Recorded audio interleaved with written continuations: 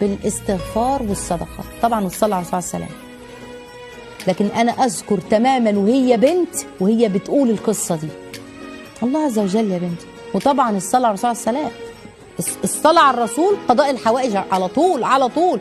يكفى همك، عندي هم عايز عليه هيكفى ويغفر ذنبك.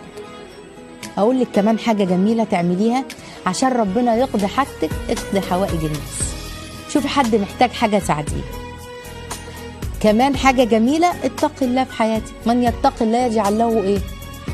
مخرجا وايه؟ ويرزقه من حيث لا يحتسب. احنا عاده بنتوقع الرزق من حيث نحتسب، لكن لا، ده من حيث لا يحتسب.